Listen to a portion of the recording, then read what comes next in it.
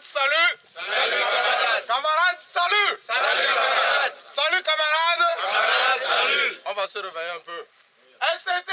Ouah. SCT. Ouah. Synergie. Ouah. Ouah. Ouah. Merci beaucoup. Un banc pour vous-même. Merci pour la mobilisation. Ça fait chaud au cœur. On dit souvent qu'on ne peut tromper que les enfants de 6 ans. Quand on dépasse 6 ans, on ne peut plus vous tromper. D'accord? Aujourd'hui même, c'est descendu à 2 ans. N'est-ce pas? À moins de 2 ans. Donc, si la camarade, salut! Salut camarades. La mobilisation revient, on retrouve la mobilisation d'antan, c'est bien normal. Parce que les Togolais ont compris que l'autorité, le gouvernement ne dit pas la vérité. Nous allons faire un pas en arrière. Avant 2012, on nous disait le Togo a une situation socio-économique lamentable. Il faudrait qu'on attende un peu. D'ici jusqu'à 2012, c'est sûr que les choses vont changer. En 2012, on nous a dit que ce n'était pas possible. D'attendre encore un peu. On a attendu jusqu'à janvier 2013. Et en janvier, à notre grande surprise, quand on nous proposait un statut général, on nous a dit qu'on ne pouvait rien faire encore. Et la synergie a vu le jour pour dire non à ce jeu, pour dire non à cette diversion. Et avec la synergie, le gouvernement n'était pas prêt toujours à nous donner ce qu'on revendiquait. On a bousculé jusqu'à ce qu'on ne perde ces 2 agneaux, ces 2 enfants qui nous sont très chers, faits à leur âme. Ça continue. Quand on a perdu ces 2 enfants, on nous a donné 20 000 et 30 000. On dit juste c'est une résolution ponctuelle. Si on termine l'année, en 2014, on va signer quelque chose de concret. Le 7 octobre, on est arrivé avec le gouvernement. Le gouvernement a dit non, on ne peut pas faire quelque chose. Par rapport aux 20 000, 30 000 là, vous allez garder ça jusqu'en 2015 et on va voir. La SCT dit non. Mais comme ils avaient fait déjà un travail préalable, ils ont pu nous garder là où nous étions. Ils ont fait un 6% virtuel. On n'a pas vu. Ça ne s'est pas manifesté sur le salaire. Un 6% virtuel. Et les 20 000, 30 000 sont restés jusqu'à décembre. Plus encore, ils nous ont volé. Et en janvier 2015, pendant qu'on attendait encore quelque chose, on nous a dit encore d'attendre que ça ne va pas toujours. Vous croyez que quoi? Les Togolais ont compris que non, ce gouvernement, cette autorité ne veut pas réagir. Et je rappelle, pour ceux qui ont bonne mémoire, au discours de Nouvel An de 2014, après la tuerie d'Anselme et de Sinalé, le premier responsable de ce pays a promis quelque chose. Les assises de l'éducation, assises nationales de l'éducation et de la santé. C'est resté lettre morte. 365 jours sont passés, rien n'est fait. Et pourtant, c'est le premier responsable. Lorsque le président de la République dit des choses comment voulez-vous que moi, simple citoyen, C'est le dernier citoyen du pays. je sois correct. Bon, lorsque le président de la République ment, à haute voix, avec des preuves, comment voulez-vous que moi, simple citoyen, simple travailleur, que je puisse être légal?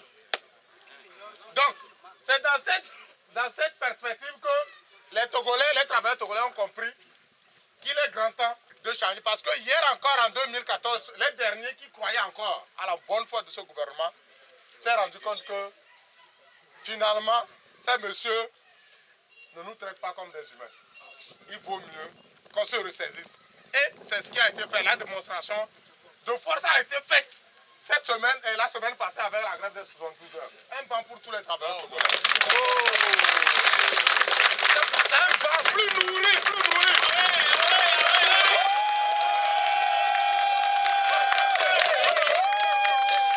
Salut! Camarades, salut! Les travailleurs togolais de Lomé à 50 ont prouvé qu'ils en ont marre. Il faut que ça change. Et encore une fois, notre autorité, comme d'habitude, continue toujours par s'amuser avec nous.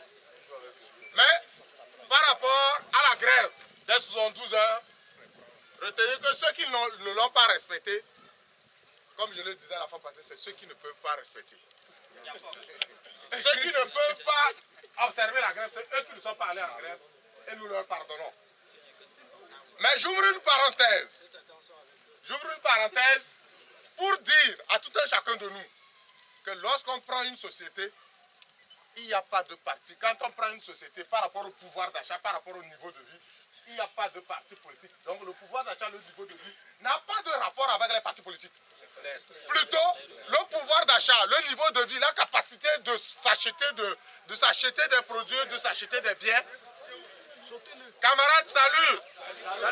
Le pouvoir d'achat, le niveau de vie, c'est en fonction, ça s'identifie aux classes sociales. Et quand je dis classe sociale, rappelez-vous que ceux qui nous mettent la pression, d'ailleurs de leur propre chef, parce qu'on ne leur intime pas l'ordre, de leur propre chef, ils nous mettent la pression pour qu'on n'aille pas en grève. Rappelez-vous que ces messieurs sont, selon eux, dans une autre classe sociale que nous. Et ils veulent nous garder comme ça. Ils veulent être en haut et nous en bas. C'est-à-dire avoir un pouvoir d'achat plus élevé, plus acceptable que le nôtre, et pendant que nous sommes là. Vous savez, quand on dit richesse, pauvreté, c'est des termes relatifs. Parce que partout, il y a toujours le plus riche, le plus pauvre. Et pendant qu'eux sont plus riches que nous, même si tout le Togo est pauvre, pendant qu'eux ont le meilleur pouvoir d'achat, ça leur va. Et c'est à nous de dire, nous ne demandons pas à les dépasser, mais nous voulons vivre encore mieux. Et donc, désormais, quand un chef de service va vous mettre la pression, c'est une grève politique. C'est quoi, ne faites pas la grève, dites-lui tout simplement que si lui mange à sa faim, vous ne mangez pas à votre faim. Et lorsque vous avez un ventre vide, lorsqu'on a un ventre vide, on ne peut pas faire la politique. Parce que un politicien, c'est celui-là qui est d'abord rassasié et qui maintenant cherche à manipuler le peuple pour des intérêts beaucoup plus élevés. Donc, j'ai voulu ouvrir cette parenthèse pour qu'on comprenne que notre pouvoir d'achat, notre niveau de vie, ce n'est pas en fonction. Il y a des membres de... Si on cherche le plus pauvre du Togo, on ne sait pas finalement dans quel parti politique. Il est dans UNIR. Non, il y a 90% sont pauvres. Donc, de grâce, ne faisons pas d'amalgame, restons mobilisés, allons de l'avant, et ce n'est que légitime. Merci beaucoup.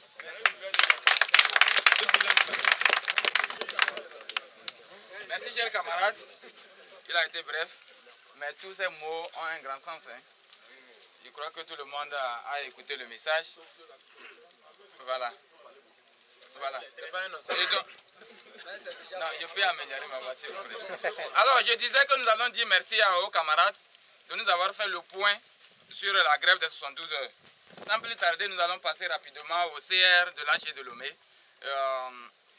Au cours de ce CR-là, on va également parler de la... Camarades, salut! Salut, camarades! Camarades, salut! Salut, camarades!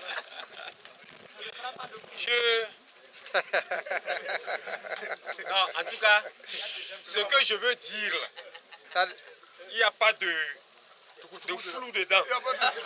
Donc je n'ai pas besoin d'éviter de caméraman ni de photographe. Voilà.